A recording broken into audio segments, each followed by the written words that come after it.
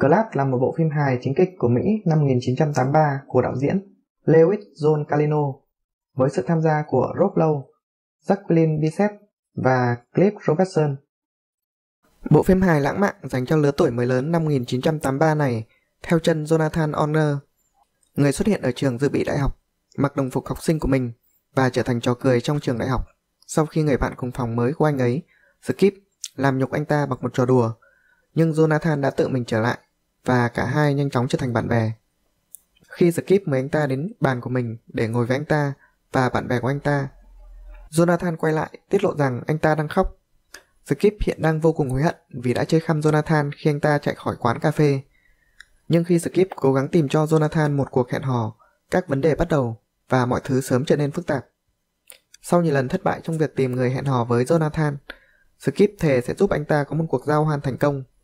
Anh ta gửi Jonathan đến Chicago để học hỏi kinh nghiệm tình dục trước khi danh tiếng của họ bị hủy hoại. Tại đây, anh được Ellen, một người phụ nữ xinh đẹp lớn tuổi, chào đón và bắt đầu ngoại tình với cô ấy. Anh bắt đầu yêu cô ấy mặc dù cô ấy coi đó chỉ là một sự tán tỉnh. Khi anh công khai tình yêu của mình với Ellen trong một buổi gặp mặt của họ, cô bắt đầu có suy nghĩ thứ hai về việc tiếp tục. Quyết định của cô được hoàn thành khi cô phát hiện ra Jonathan trẻ hơn nhiều so với những gì anh đã tuyên bố. Nhưng anh ta học cùng trường với con trai cô. Trong kỳ nghỉ Giáng sinh, Skip mời Jonathan đến nghỉ dưỡng Giáng sinh với anh ấy và gia đình tại đền trang Burroughs. Tại đây, Jonathan phát hiện ra Ellen là mẹ của Skip và đã kết hôn. Anh ta cố gắng kết thúc cuộc tình, nhưng cô liên lạc với anh ta nhiều lần. Cuối cùng, anh ấy đã đồng ý gặp mặt để nói chuyện. Nói dối Skip, anh ta tuyên bố cần thời gian ở một mình. Khi Jonathan và Ellen gặp nhau, họ lại lên giường. Cố gắng làm bạn của mình vui lên, Skip và những người bạn về phòng khách sạn. Ở đó họ phát hiện ra Jonathan trên giường với mẹ của Skip, khiến Skip khó chịu.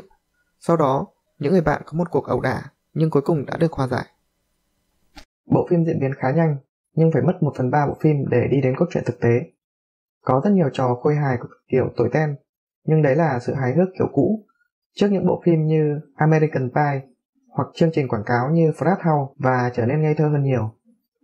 Thực sự bộ phim trông rất ngây thơ theo tiêu chuẩn ngày nay, không phải lo lắng về việc rơi vào các tình huống bạo lực ở trường và trẻ em có thể tập trung vào phụ nữ.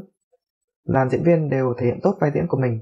McCarthy vào vai Jonathan, một cậu bé quê mùa, ngây thơ, đến trường dự bị với sự trợ giúp của học bổng, trong khi Rob Lowe vào vai Skip, một anh chàng thống trị, quyến rũ và có nhiều kinh nghiệm về tình dục. Điều bất ngờ với tôi là John Cusack cũng tham gia vào bộ phim này. Bộ phim này có lẽ đã đưa Andrew McCarthy và Rob Lowe trở thành ngôi sao, và Jacqueline Bisset trở thành một người phụ nữ lớn tuổi rất được khao khát.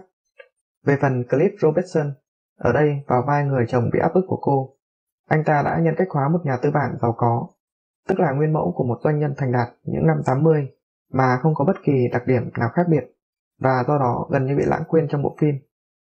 Mặc dù các yếu tố của cốt truyện và lời thoại chưa trở nên lạc hậu, nhưng phần lớn hài kịch và chính kịch xoay quanh tình cảm của McCarthy và Lowe, cũng như chuyện tình cảm lãng mạn của McCarthy và Bisset mang lại cảm giác chân thành, đáng tin cậy và thậm chí là đáng mến.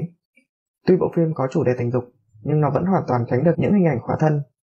Về bản chất, bộ phim này là một bộ phim dễ chịu, với tính chất hài hước, vui nhộn. Bộ phim vẫn là một phiên bản tốt của tình bạn tuổi ten, sự vụng về và khát vọng mà không trở nên thô thiển. Ok, cảm ơn các bạn đã theo dõi. Tạm biệt và hẹn gặp lại các bạn trong các video tiếp theo.